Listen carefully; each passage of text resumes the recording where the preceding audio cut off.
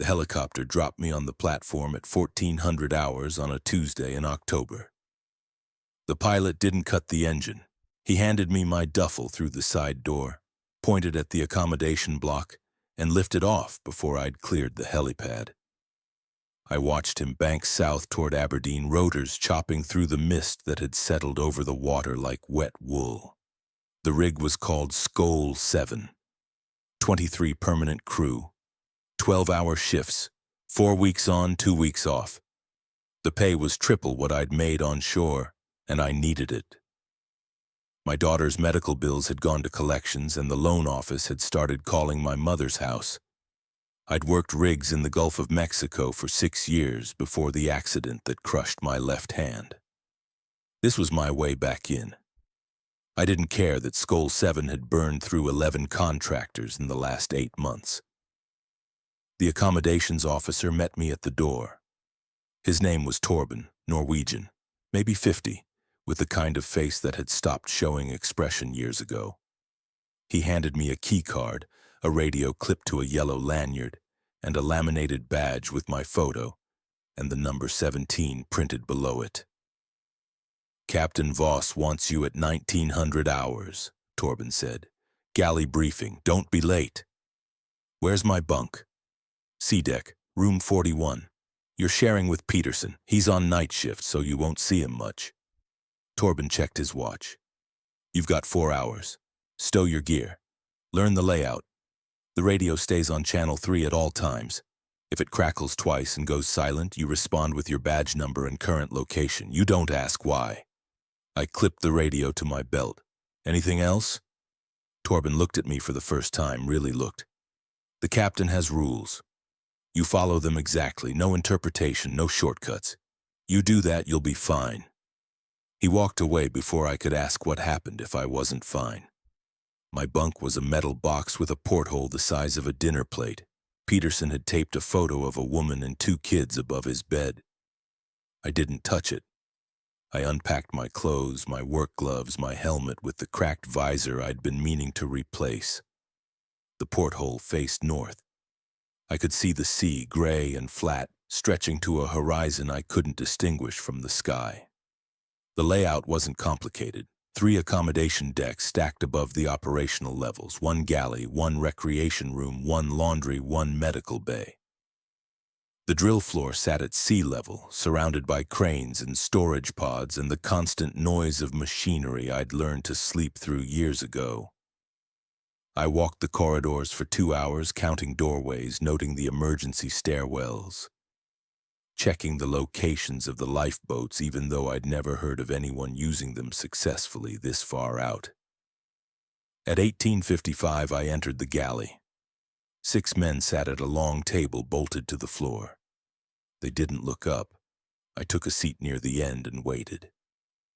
Captain Voss arrived at 1900 exactly. He was tall, maybe 60, with gray hair cut short and hands that looked like they'd been scarred by every kind of industrial accident a man could survive. He set a metal clipboard on the table and stood at the head. "You're Halverson?" he said. "Yes, sir." "You worked the Gulf?" "6 years. Drill operator, then safety compliance after the injury." Voss nodded. "This isn't the Gulf. The North Sea doesn't care about your experience.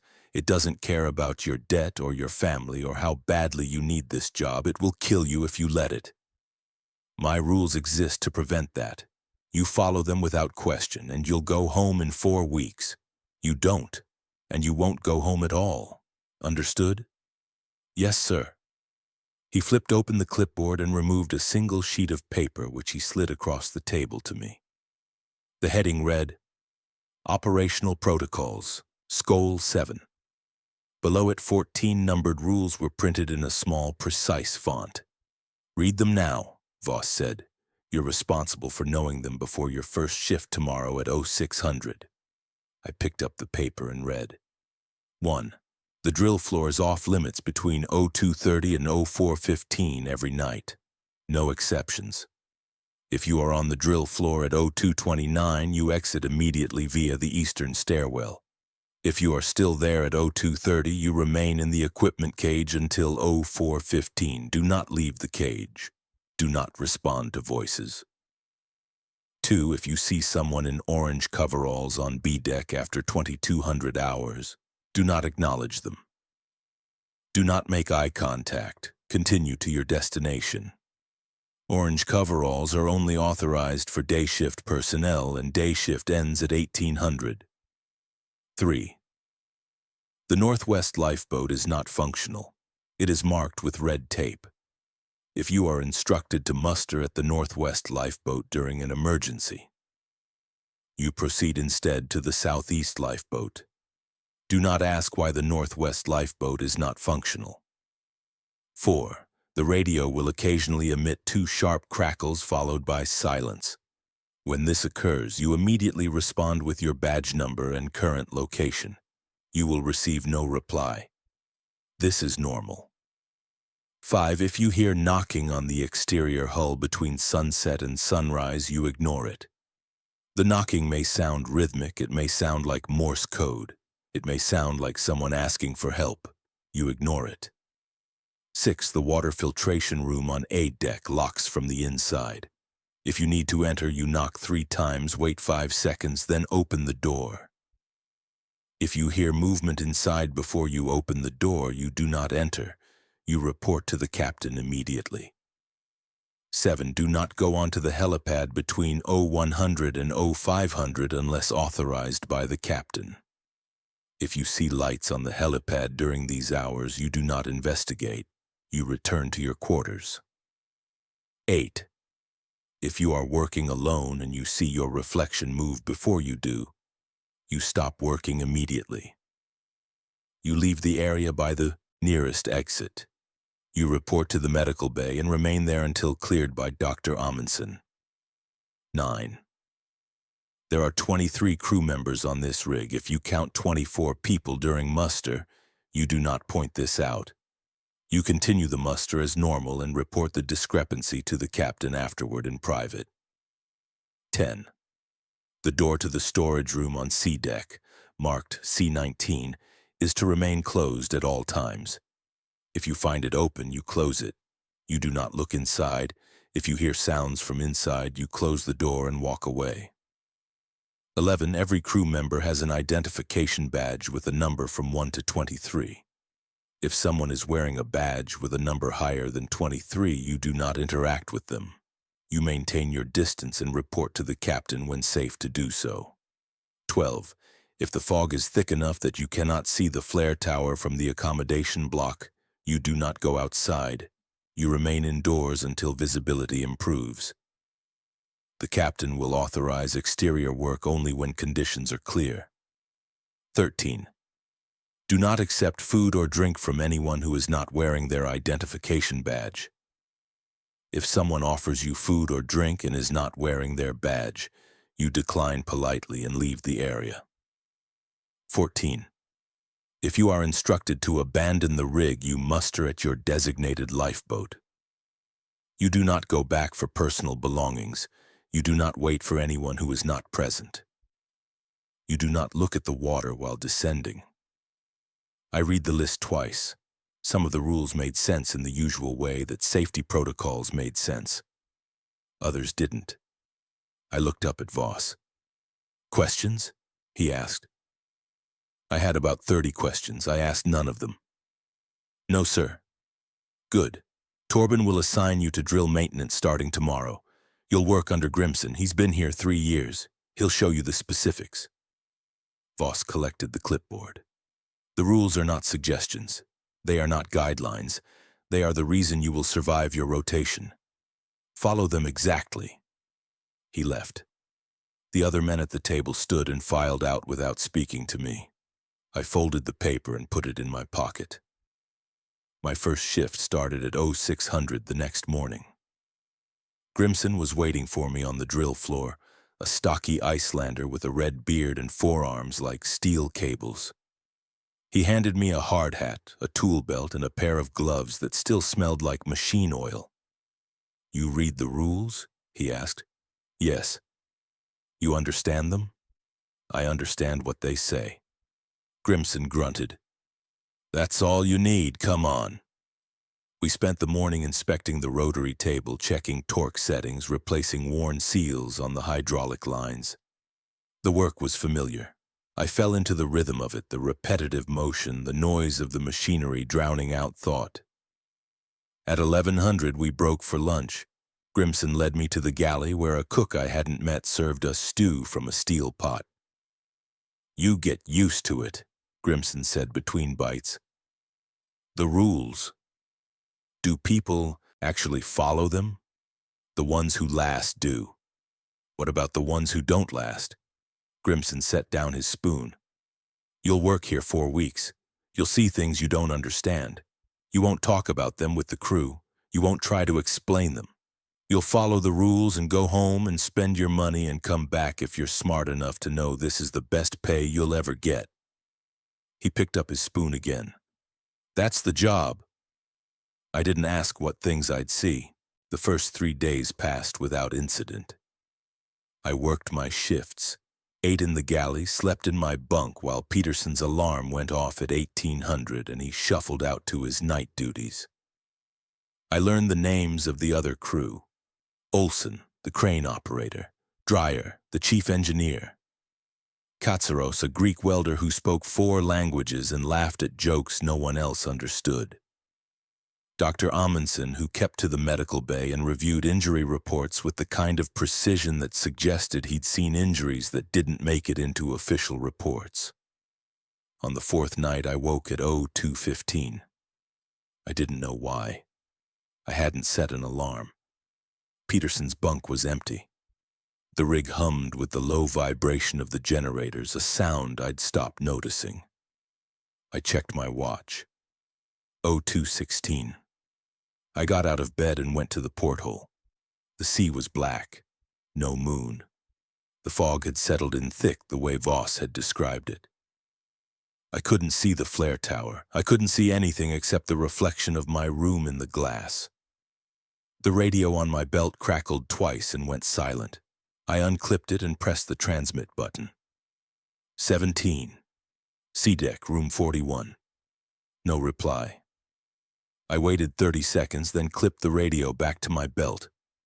I should have gone back to sleep. Instead, I pulled on my coveralls and boots and stepped into the corridor. The lights were dimmed for night hours, casting everything in a yellow glow that made distances hard to judge. I walked toward the stairwell, counting doorways. 12 to the stairs. I descended to B-deck. The corridor was empty. I checked my watch.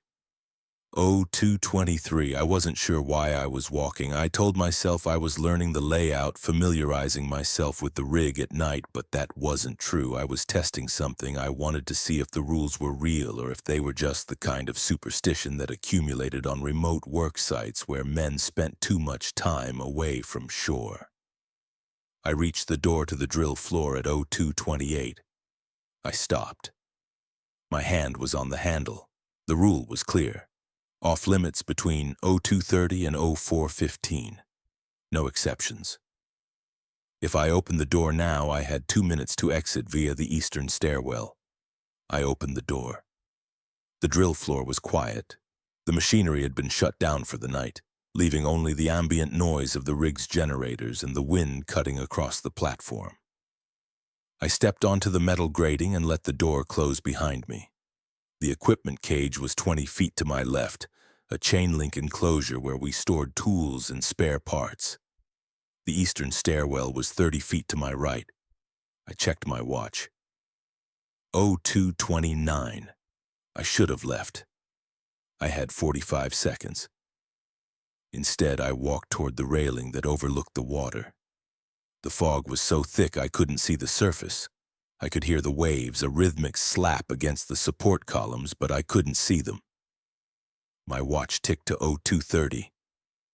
The drill floor lights went out, not flickering, not dimming. They went out instantly as if someone had thrown a breaker. I stood in absolute darkness, the kind that makes you forget which direction you're facing. I reached for my radio, but before I could key the transmit button, I heard the sound. Footsteps. They were moving across the grating, slow and deliberate, coming from the direction of the western stairwell. I couldn't see anything. The footsteps stopped. I held my breath. Then I heard the voice. Halverson. It was my daughter's voice. Not similar, not close, exact. The same pitch, the same slight lisp on the S, the same cadence she used when she was tired and wanted me to carry her to bed. Dad, I'm cold. I didn't move, I didn't breathe. The rule said, do not respond to voices. Dad, please, I can't find you. The footsteps started again, closer now, maybe 10 feet away. I could hear the metal grating flex under weight. I turned toward where I thought the eastern stairwell was and ran. My boot caught on something, a toolbox or a coil of rope, and I went down hard, my left hand slamming into the grating. Pain shot up my arm, the old injury flaring hot. I crawled forward. My hand found the railing. I pulled myself up and kept moving, dragging my palm along the metal until I felt the opening to the stairwell. I descended 3 steps and stopped. The footsteps had stopped too. I waited. My watch read 0234. 3 hours and 41 minutes until 0415. The rule said, if you are still there at 0230, you remain in the equipment cage until 0415. Do not leave the cage. Do not respond to voices. I wasn't in the equipment cage. I was in the stairwell. I didn't know if that counted as leaving the drill floor or if I was still technically on it. I didn't know if the rule applied to me now. I sat down on the step and waited. The darkness was total. I couldn't see my hand in front of my face. I focused on the pain in my palm, the sharp throb that kept me anchored. Time moved slowly. I checked my watch every few minutes, the faint glow of the display the only light. 0247, 0302, 0321. At 0338, I heard the sound again. Knocking. It was coming from below me, from the direction of the water, rhythmic. 3 knocks, a pause, 3 knocks, a pause. It repeated. I thought of Rule 5. If you hear knocking on the exterior hull between sunset and sunrise, you ignore it. I ignored it. At 0415, the lights came back on. I stood and climbed the stairs to the drill floor. The equipment was exactly where it had been. The grating was empty. No footsteps, no voice. I walked to the eastern stairwell and exited the floor, my legs shaking. I went to the medical bay. Dr. Amundsen was awake, sitting at his desk with a mug of coffee and a logbook. He looked up when I entered. Halverson, I need to report something. He gestured to the chair across from him. I sat. He sat down, his pen, and folded his hands. You were on the drill floor between 0230 and 0415, he said. It wasn't a question. Yes. And you heard something? Yes. Did you respond? No. Did you leave the equipment cage? I hesitated. I wasn't in the equipment cage. I was in the eastern stairwell. Amundsen nodded slowly. That's acceptable. The stairwell counts as an exit point. You're not in violation. He opened a drawer and removed a small bottle of pills. Take one of these now and one before you sleep tonight. They'll help with the adrenaline. I took the bottle. What was it? It doesn't matter what it was. It matters that you followed the rule. He returned to his logbook. You're cleared for duty. Get some rest. I went back to my bunk. Peterson was asleep, his back to me. I swallowed one of the pills and lay down, staring at the ceiling until my alarm went off at 0530. Grimson didn't mention the incident. Neither did anyone else. I worked my shift, checking seals, tightening bolts, running diagnostics on the hydraulic systems. The routine steadied me. By the end of the day, I'd almost convinced myself it had been fatigue, stress, the disorientation of waking in the middle of the night on a rig surrounded by black water. Almost. On the 7th day, Torben found me in the galley during lunch. He set a folded piece of paper on the table next to my tray. Amendments, he said. Captain wants everyone to review them by 1800. I unfolded the paper. The heading read, Operational Protocols Amendments. Below it, 8 new rules were listed. 1. If you are assigned to night shift and you enter the recreation room, you must count the number of chairs before sitting. There should be 12 chairs. If there are 13, you leave immediately and report to the captain. 2. The storage room on C deck marked C-19 is now off limits at all times. Do not approach the door. If you need supplies normally stored in C-19, request them from Torben during day shift hours only. 3. If you see a crew member standing motionless for more than 60 seconds, do not approach them. Observe from a distance. If they remain motionless for more than 3 minutes, report to the captain immediately. 4. Radio check-ins now occur every 4 hours starting at 0600. You respond with your badge number, current location, and the phrase clear. If you do not respond within 2 minutes of the check-in time, a search will be initiated. 5. The fog threshold has been updated. If visibility is less than 50 meters, all exterior work is suspended. Measure visibility using the flare tower. If you cannot see the flare tower from the accommodation block, you remain indoors. 6. If you are working in pairs and your partner stops speaking mid-sentence, you ask them to repeat the last word they said. If they cannot repeat it, you do not continue the conversation. You leave the area and report to the captain. 7. During meal times, observe the crew members present. If you notice someone eating with their left hand who normally eats with their right hand, or vice versa, you do not mention it. You finish your meal and report the observation to the captain in private. 8. If you are on the helipad for any reason and you see lights approaching from the north, you do not wait to identify them. You return to the accommodation block immediately and seal the exterior door behind you. I read the amendments 3 times. Grimson sat down across from me with his lunch. You see the new ones? He asked. Just now. Amendments come when something changes. Captain doesn't issue them unless there's a reason. What changed? Grimson cut into his food. 2 days ago, Katsaros was welding on B deck. He stopped mid-sentence while talking to Dreyer, just stopped. Stood there for 4 minutes, torch still lit, not moving. Dreyer reported it. Captain issued the amendment. What happened to Katsaros? He finished his shift, seemed fine, but Dreyer said the way he stopped wasn't normal. It was like someone had paused him. Where is Katsaros now? His quarters. He's on night shift starting tomorrow. I folded the amendment sheet and put it in my pocket with the original rules. How often do amendments come? 3 or 4 times a rotation, sometimes more. Grimson finished his meal. You follow them like you follow the originals, no difference. That night I stayed in my bunk. I didn't test the rules. I took one of Amundsen's pills and slept through until my alarm. The work continued. I memorized the amendments. I kept the radio on channel 3 and responded to the check-ins exactly on time. 0600, 1000, 1400, 1800, 2200, 0200, badge number 17, current location, clear. On the 12th day, the fog came in thick.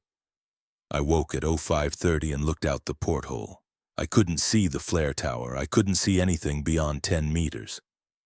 The fog pressed against the glass like something solid. At breakfast, Voss addressed the crew. All exterior work is suspended until visibility improves. Interior maintenance only. No one goes outside. No exceptions. We dispersed to our assignments. I spent the morning in the equipment room on B deck, organizing tools, checking inventory. Grimson worked alongside me, silent and methodical. At 11:30, the radio crackled. All crew, medical bay, immediate muster. We dropped our tools and moved. Muster wasn't normal outside of drills or emergencies. I counted the crew as we assembled, 22 people. Voss stood at the front, his face unreadable. Peterson is missing, he said. He was last seen at 0400 during his shift in the filtration room. He did not respond to the 0600 check-in. We've searched his quarters, the galley, the drill floor, and the common areas. He is not on the rig. No one spoke. Voss continued. Peterson's radio was found on the helipad. His badge was still clipped to it. There are no signs of struggle. The exterior cameras show fog only, no images. I thought of Rule 7. Do not go onto the helipad between 0100 and 0500 unless authorized by the captain. Search teams will continue through the day, Voss said. In the meantime, emergency protocols are now in effect. Torben will distribute the updated list. Follow them exactly. Dismissed. Torben handed out sheets as we filed out.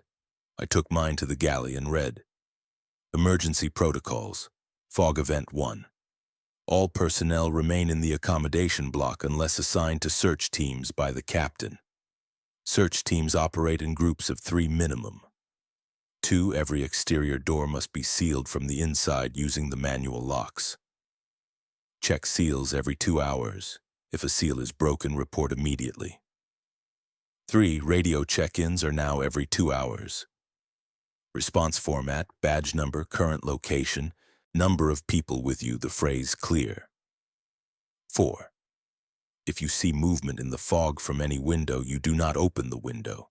You do not investigate. You mark the window location and report to the captain. 5. The recreation room is off limits until visibility improves. The door will be locked. Do not attempt to enter. I sat with the paper in my hands.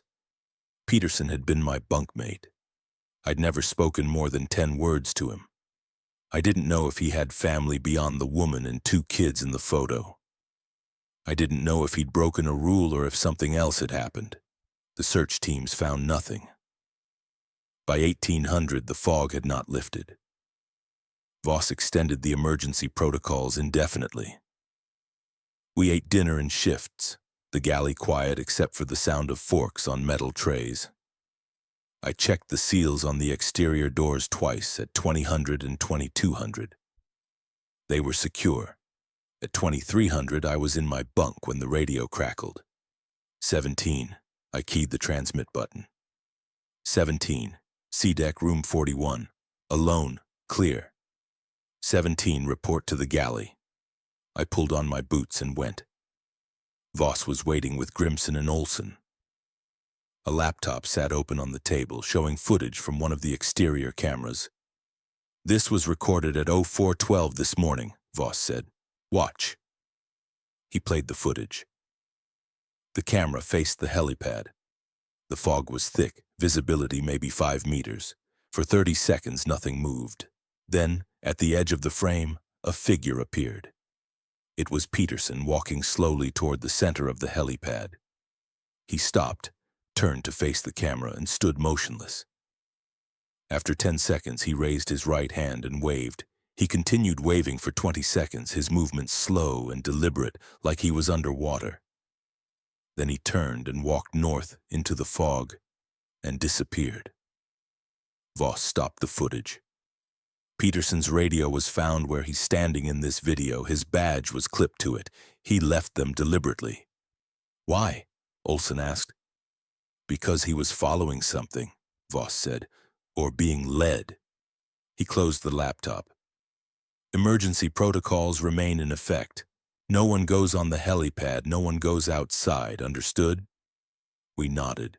Voss dismissed us. I went back to my bunk and lay down, but I didn't sleep.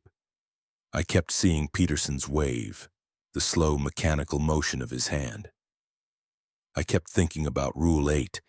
If you see lights on the helipad during these hours, you do not investigate. Peterson had investigated. The fog lasted 3 days. During that time, 2 more crew members vanished. Dreyer, the chief engineer, disappeared from the equipment cage on the drill floor. His tools were laid out in a perfect line like he'd been interrupted mid-task. Katsaros, the welder, left his quarters at 0300 and never returned. His badge was found on the stairs to A deck. Voss assembled the remaining crew at 0800 on the 3rd day. There were 19 of us now. He looked older, the lines in his face deeper. The fog will break today, he said. Weather report confirms clearing by 1400. Until then, emergency protocols remain in effect. Pair assignments are posted in the galley. No one works alone. No one enters a room without confirming their partner is with them. Understood? Yes, sir, we said in unison. My partner was Grimson. We spent the morning in the equipment room checking inventory, organizing supplies. Neither of us spoke about the missing crew. At 1200, we broke for lunch. The galley was half empty. You ever seen fog last this long? I asked. Grimson shook his head. Not like this. Usually clears by morning. You think they're still alive? Peterson and the others? No. He didn't elaborate. I didn't ask him to.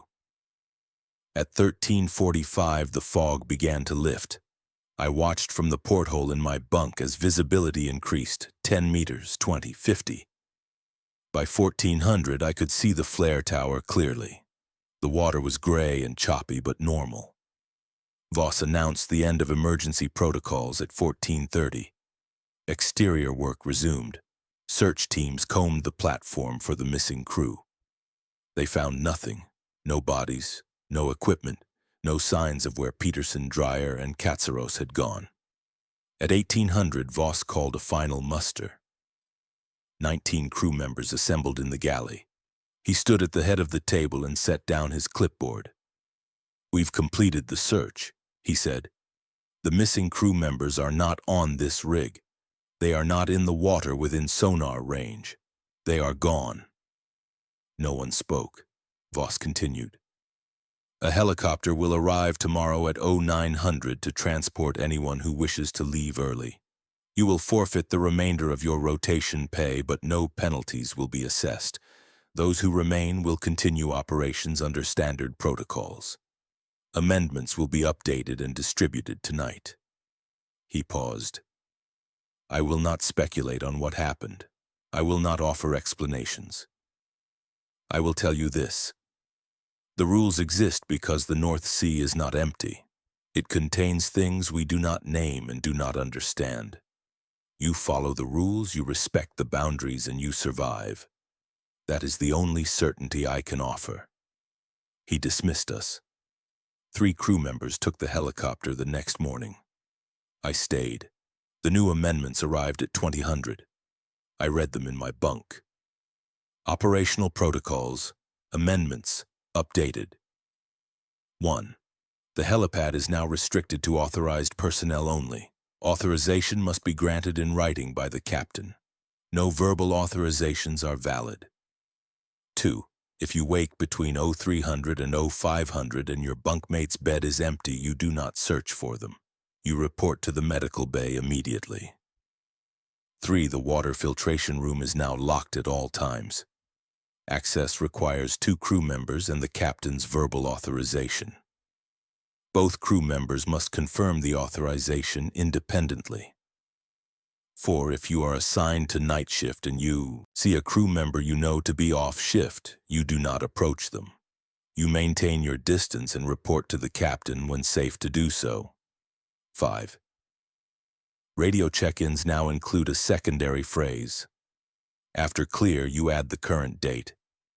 If you cannot remember the date, you refer to your watch or the nearest posted calendar. Do not guess. 6. The cameras on the western side of the rig are non-functional. Do not rely on camera coverage for western stairwells or exterior areas. Visual confirmation only. I folded the sheet and placed it with the others. My rotation had 2 weeks left. I told myself I could last 2 weeks. The next 10 days passed in a fragile routine. I worked my shifts, followed the rules, responded to the check-ins. The rig felt smaller now, the corridors longer, the silence between crew members heavier. We didn't talk about the missing men. We didn't speculate. We worked and ate and slept and counted the days. On my 26th day, I woke at 0330. I didn't know why. My watch confirmed the time. Peterson's bunk was still empty. It had been empty since the fog. I got out of bed and went to the porthole. The sea was calm. The sky was clear. I could see stars, something I hadn't seen since my first night on the rig. The radio crackled twice. I keyed the transmit button. 17, C deck, room 41. Alone. Clear. November 12th. No reply. I waited. 30 seconds. 60 seconds, nothing. I clipped the radio back to my belt and sat on the edge of my bunk. The silence pressed against me. I thought about going back to sleep, but I knew I wouldn't. I pulled on my coveralls and boots and stepped into the corridor. The lights were dimmed. I walked toward the galley, counting doorways out of habit. 12 to the stairs. I descended to B deck and stopped. Someone was standing in the corridor. They were motionless, facing away from me, wearing orange coveralls. Rule 2. If you see someone in orange coveralls on B deck after 2200 hours, do not acknowledge them, do not make eye contact. Continue to your destination. I didn't have a destination. I'd been walking without purpose. I turned and went back to the stairs, ascending to C deck. When I reached my room, I locked the door and sat on my bunk. The radio crackled twice again. I responded. 17, C deck, room 41, alone, clear, November 12th. Still no reply. I checked my watch. 03:48. I lay down and closed my eyes, but sleep didn't come. I listened to the hum of the generators, the creak of the metal hull, the distant sound of wind across the platform. At 0400, I heard knocking. It was rhythmic. 3 knocks, a pause, 3 knocks. It was coming from the corridor outside my door. I sat up. Rule 5. If you hear knocking on the exterior hull between sunset and sunrise, you ignore it. This wasn't the exterior hull, this was my door. The knocking continued. 3 knocks, pause, 3 knocks, pause. I didn't move, I didn't respond. I stared at the door and waited. At 04:15, the knocking stopped. I stayed in my bunk until my alarm went off at 05:30. When I opened the door to leave for breakfast, there was nothing in the corridor, no marks, no signs. I walked to the galley and ate in silence. Grimson found me after breakfast. You okay? Yeah. You look like you didn't sleep. I didn't. He nodded. 2 more days, you'll make it. I wanted to believe him. My final shift started at 0600 on my 28th day. Grimson and I worked the drill floor, running diagnostics, preparing for the next crew rotation.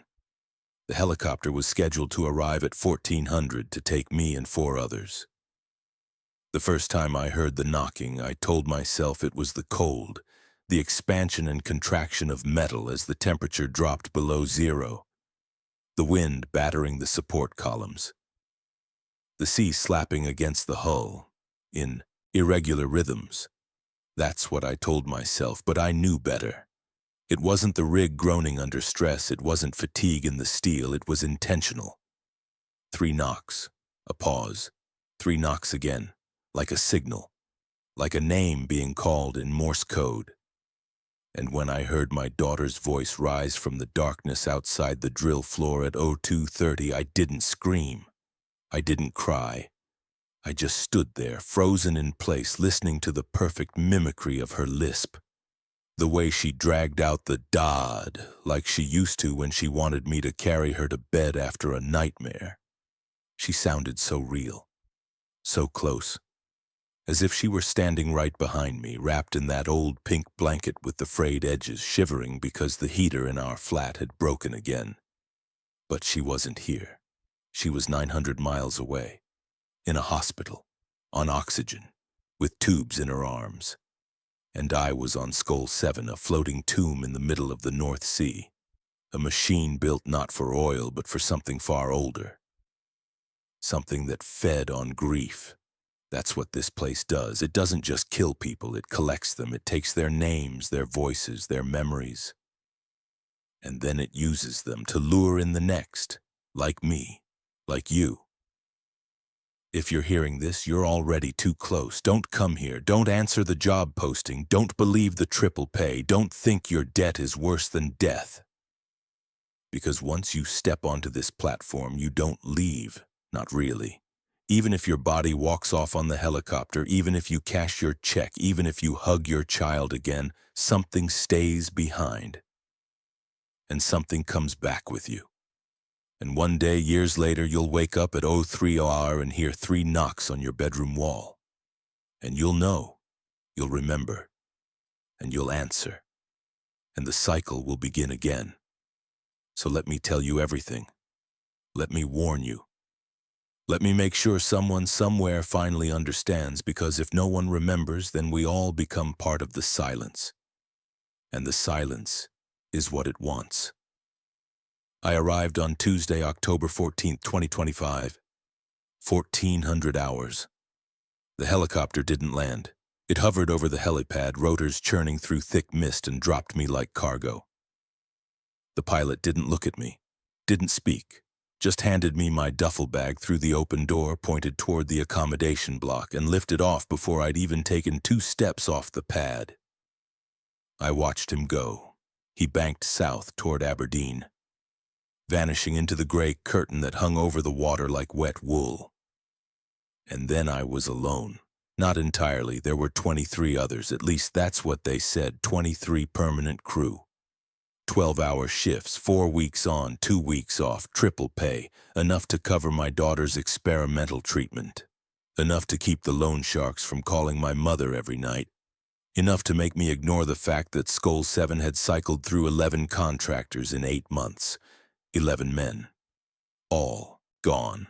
No reports, no investigations, just empty bunks and new faces and rules. So many rules. Torben met me at the door. Norwegian, 50s. Face like weathered stone, no expression. He handed me a key card, a radio on a yellow lanyard, and a laminated badge with my photo and the number 17 beneath it. "Captain Voss wants you at 1900, he said. "Galley briefing, don't be late." "Where's my bunk?" "C deck, room 41. You're sharing with Peterson, he's on night shift. You won't see him much." He checked his watch. "You've got 4 hours, stow your gear. Learn the layout. Radio stays on channel 3 at all times. If it crackles twice and goes silent, you respond with your badge number and current location. No questions." I clipped the radio to my belt. "Anything else?" He looked at me then, really looked for the first time. "The captain has rules," he said. "You follow them exactly, no interpretation, no shortcuts. Do that, you'll be fine." He walked away, before I could ask what happened if I wasn't fine. My bunk was a metal box with a porthole the size of a dinner plate. Peterson had taped a photo above his bed, a woman, 2 kids smiling in front of a red car. I didn't touch it. I unpacked my clothes, my gloves, my helmet with the cracked visor. The porthole faced north. All I could see was gray sea merging with gray sky. No horizon, no stars, just endless, featureless void. I walked the rig for 2 hours. 3 accommodation decks, 1 galley, 1 rec room, 1 medical bay, drill floor at sea level, surrounded by cranes, storage pods, and the constant mechanical roar I'd learned to sleep through in the Gulf. I counted doors, memorized stairwells, checked lifeboat locations, though I'd never heard of anyone surviving a ditch in these waters. At 18:55, I entered the galley. 6 men sat at the bolted table. They didn't look up. I took a seat. At 19:00 sharp, Captain Voss entered. Tall, gray hair, hands scarred like he'd been boiled alive. He set down a metal clipboard. "You're Halverson." "Yes, sir." "Gulf experience?" 6 years. Drill operator, then safety compliance after the injury. He nodded. "This isn't the Gulf. The North Sea doesn't care about your experience, doesn't care about your debt, doesn't care about your family. It will kill you if you let it. My rules exist to prevent that. Follow them without question, and you go home in 4 weeks. Break them, and you don't go home at all." I said, "Yes, sir." He slid a sheet across the table. Operational protocols, Skoll 7. 14 rules, printed small, precise, cold. 1. Drill floor off limits, 02:30:04:15 nightly. If present at O2.29, exit via eastern stairwell. At O2:30, remain in equipment cage until 4:15. Do not leave. Do not respond to voices. 2 orange coveralls on B deck after 22 am. Do not acknowledge. Do not make eye contact. Continue to destination. 3.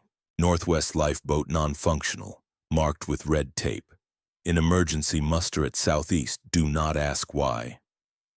4. 2 sharp radio crackles followed by silence. Respond immediately. Badge number, location. No reply expected. Normal. 5. Knocking on exterior hull between sunset and sunrise. Ignore. May sound rhythmic. May sound like Morse. May sound like someone asking for help. Ignore. 6. Water filtration room locks from inside. To enter, knock 3 times, wait 5 seconds, open. If movement heard before opening, do not enter. Report to captain. 7. Helipad off limits 0100, 0510 unless authorized. Lights seen during those hours, do not investigate. Return to quarters. 8. Working alone and reflection moves before you. Stop.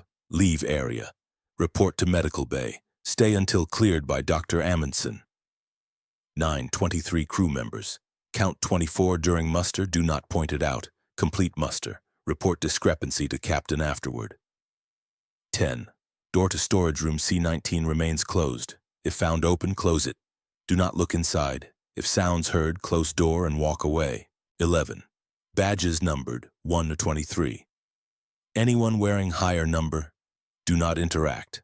Maintain distance. Report when safe. 12. Fog thick enough to obscure flare tower from accommodation block. Do not go outside. Remain indoors until visibility improves. 13.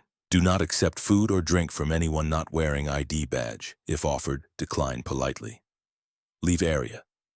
14. Abandon rig. Muster at designated lifeboat. No personal belongings. Do not wait for others. Do not look at water while descending. I read it twice. Some made sense. Others.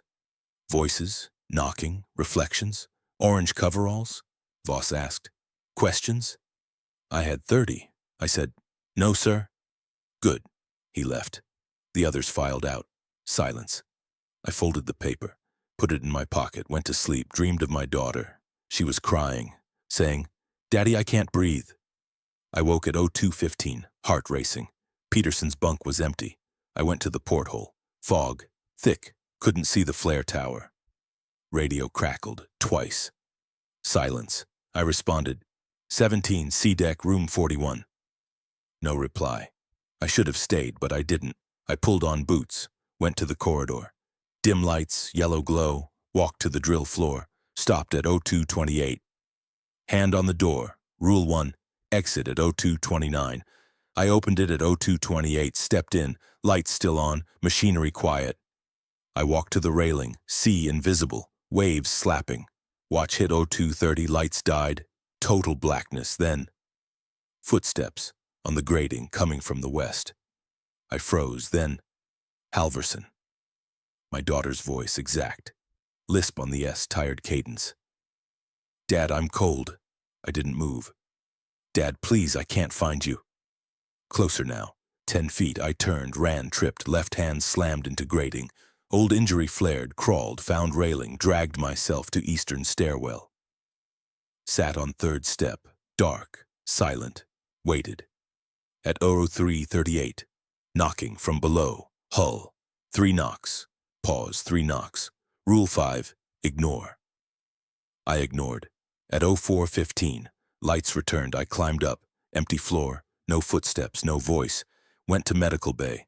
Amundsen awake, coffee, logbook. You were on the drill floor, he said. Yes. Heard something? Yes. Respond. No. Leave equipment cage? I was in the stairwell. He nodded. Acceptable, not in violation. Gave me pills. For adrenaline. I took one, went back, slept. Next day, Grimson showed me the drill floor. Icaric, red beard, steel forearms. You read the rules? Yes. Understand them? I understand what they say. That's all you need. We worked. Inspected rotary table, replaced seals. At lunch. You get used to it, Grimson said. The rules. Do people actually follow them? The ones who last do. What about the ones who don't? He set down his spoon. You'll work 4 weeks, see things you don't understand. Won't talk about them, won't explain, follow the rules, go home, spend money, come back if smart. That's the job. I didn't ask. 3 days passed, no incidents. Learned names.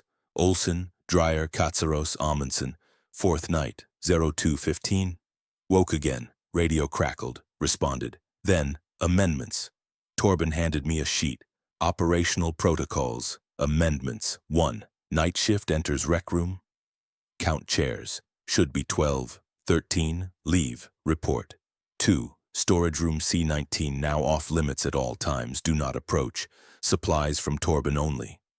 3. Crew member motionless 60 sec. Do not approach. Observe. 3 Minars report. 4. Radio check-ins every 4 HRs starting 6 now. Respond. Badge. Location. Clear. 5. Fog threshold. 50 meters. Sommer no exterior work. Use flare tower. 6. Working in pairs. Partner stops mid-sentence. Ask to repeat last word. Can't. Leave. Report. 7. Mealtime. Notice someone eating with opposite hand. Do not mention. Finish meal. Report. 8. On helipad. See lights from north. Do not wait. Return to accommodation. Seal door. Grimson said, amendments come when something changes. What changed? Katsaros stopped talking to Dreyer. Torch still lit. 4 minutes. Motionless. What happened? He seemed fine, but Dreyer said it was like someone paused him. I kept the list. Followed check-ins. 06 all, 10 all, 14 all, 18 all, 22 all, 02 all. 17 location, clear. 12th day. Fog returned, thick. Couldn't see flare tower. Voss announced, all exterior work suspended, no exceptions. At 11:30, all crew medical bay immediate muster. We gathered. 22 people. Voss. Peterson missing. Last seen 040 infiltration room, didn't respond to 0600 check-in. His radio found on helipad. Badge clipped to it. No struggle. Cameras showed fog. Only fog. Emergency protocols issued. 1. Stay in accommodation unless on search team. Min number 3. 2. Seal all exterior doors. Check seals every 2 HRs report breach. 3. Check-ins every 2 HRs. Badge, location, number with you to clear. 4. See movement in fog from window. Do not open. Do not investigate. Mark location. Report. 5. Rec room off limits. Locked. Search teams found nothing. At 23:01, radio crackled.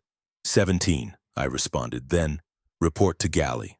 Voss, Grimson, Olsen, laptop, camera footage, helipad, fog. At 04:12, Peterson appeared, walked slowly, stopped, turned, waved, slow, mechanical. Then walked north, into fog, vanished. Radio found where he stood. Badge clipped. Voss. He left deliberately. Why? Olsen asked. Because he was following something or being led. No one spoke. Fog lasted 3 days. During that time, Dreyer vanished. From drill floor equipment cage, tools laid out in perfect line. Katsaros vanished. Left quarters at 03 to Lao, badge found on A-deck stairs. Voss assembled us. 19 crew. The fog will break today, he said. Clearing by Fort Tukunam. Until then, no one alone. No one enters room without partner. Understood? Yes, sir. My partner. Grimson. We worked. No talk of missing. At 13:45, fog. Lifted. First clear view in days. Flare tower visible. Water choppy. Normal. Search resumed. Nothing. No bodies. No signs. At 18 in Sval. Final muster. 19 of us. Voss. Missing crew not on rig. Not in sonar range. Gone. Pause. Helicopter arrives tomorrow's 09 Zaurda. Anyone who wishes to leave early may take it. Forfeit pay. No penalties. 3 left. I stayed. New amendments came at 20:00. Amendments updated. 1. Helipad restricted. Authorization only in writing from captain. No verbal. 2. Wake 03:000500. Bunkmate bed empty. Do not search. Report to medical bay. 3. Filtration room locked at all times. Access requires 2 crew plus captain's verbal authorization. Both must confirm independently. 4. Night shift sees off-shift crew member. Do not approach. Maintain distance. Report. 5. Radio check-ins after clear. Add current date. Cannot remember. Check watch calendar. Do not guess. 6. Western cameras non-functional. Do not rely. Visual confirmation only. I folded it. Put it with the others. 2 weeks left. I could last? I thought. Then 26th day. So 3:30. Woke. Peterson's bed still empty. Went to porthole. Stars. Clear sky. Radio crackled. Twice. I responded. 17. C deck. Room 41. Alone. Clear. November 12th. No reply. Waited. Nothing. Went to corridor. B deck. Figure in orange coveralls. Motionless. Facing away. Rule 2. Do not acknowledge. I turned. Went back. Locked door. Radio crackled again. Same response. At 04, more knocking on my door. 3 knocks. Pause. 3 knocks. Not Hull. Door. I didn't move, didn't answer. At 04 to 15. Stopped. Alone. Until Grimson found me. You okay? No. 2 more days, he said. You'll make it. I wanted to believe. 28th day. Final shift. Grimson and I on drill floor. Helicopter due at 14 Mutz. To take me and 4 others, but at 06, I didn't respond to the check-in. Olsen noticed. 17, he said in galley. I looked at him. You didn't answer. I heard it. Did you respond? No. Grimson picked up the blue mug, dropped it in trash. Led me to equipment cage. Badge number 18 inside Peterson's. Grimson, Rule 9, 23 crew. Count 24, don't point out. I looked around. 3 of us, but the badge. It's not alive, I said. It doesn't have to be, Grimson said. He pulled out the original rules, margin, red ink. 7. If you are alone on the rig and you hear your own voice calling your name from the water, you do not answer. You do not look. You do not move. You wait for the helicopter. If it does not come, you do not die. You become the rule. I stared. You're not leaving, Grimson said. I am. You're not. He told me the truth about Voss, about the rig, about the bait, about the replacements. He gave me the key. To the crawl space I went. Crawled, found the chamber, scratched numbers, chair, orange coveralls, badge number 19, radio, crackled. I poured the vial. Liquid, moved, crawled, reached the radio, spoke, my daughter's voice. Dad, I'm here. I put on the uniform, clipped the badge, became the Malmer 19, went to helipad, saw them, Peterson, Dreyer, Katsaros, walking on water, waving, helicopter came, pilot wore badge number 20, smiled wrong. I stepped off. Into the water. It held me, embraced me. I didn't drown. I became. I waited. Now I transmit every 4 hours. 19, C deck, room 41, alone, clear, November 12th. The date is always wrong. But I say it, because I am the rule. And the rule must be followed, or the next one will break it, and then they'll join me, in the dark, in the fog, in the silence, and the knocking will start again. And this time, it will be your name. Addendum. The archive of Voss recovered from sealed compartment in medical bay wall. Personal logs, 1998-2025. Excerpts. October 17th, 1998. I answered the knocking. I thought it was Larson. He'd fallen overboard. I heard his voice. I went to the helipad. The fog was thick. I saw him waving. I ran out. The door sealed behind me. I couldn't get back in. The radio crackled. I responded. Then the fog parted, and I saw them. Not 1, not 10, hundreds. Standing on the water. Wearing our uniforms, holding our radios, smiling with our faces. I screamed. When I woke up, I was in my bunk. My hands were burned, my voice wasn't mine, and the rules, I had to write them, because if I didn't, they'd come inside. March 3rd, 2005. They learn faster now. They mimic speech patterns within 48 hours. They replicate memories from photographs. One of them wore Elon's face yesterday, called me honey. I didn't react. But I cried in the filtration room. They're getting stronger. The fog lasts longer. The rules are the only barrier. I update them when someone breaks one, when someone sees too much, when someone remembers. September 12th, 2025. Halverson arrived today, badge number 17. He has a daughter, sick, needs money just like the others. He'll last 4 weeks. Maybe, if he follows the rules, if he doesn't remember. But I saw him reading the rules twice. I saw him hesitate at the drill floor door. He's curious. That's dangerous. Curiosity leads to knowledge. Knowledge leads to memory. Memory leads to them. I hope he leaves, but if he doesn't, I'll make sure he becomes useful. November 12th, 2025. He didn't leave. He went into the crawl space. He found the chamber. He put on the uniform. He became the Marker 19. I watched from the camera that doesn't exist. The one in the wall. The one only I can see. He's transmitting now. Same message, same date. Always November 12th. I don't know why. Maybe it's the day his daughter dies. Maybe it's the day he realizes he's dead. Either way, he's one of them now. And I am tired. So tired. I think I will let the next one take me. When the fog comes. When the knocking starts. When the voice calls my name. I will answer. I will wave. I will walk into the water. And I will stop being the captain. And start being the silence. Final note from the beacon. The beacon continues to transmit. Signal strength stable. Message repeats every 4 hours. No human intervention detected. Last satellite image November 11, 2025. Rig intact. Lights on. Helipad clear. No activity. On C-deck, room 41, a photo taped above the bunk.